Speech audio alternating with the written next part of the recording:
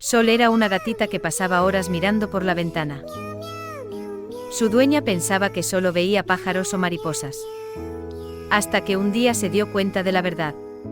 Enfrente vivía un anciano solo, que siempre se sentaba en su sillón junto a la ventana.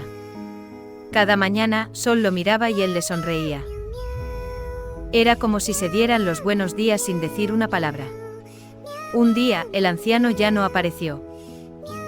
Sol esperó y esperó, pero su ventana quedó vacía. Desde entonces, cada amanecer, Sol sigue mirando hacia esa ventana. Como si todavía esperara verlo sonreír.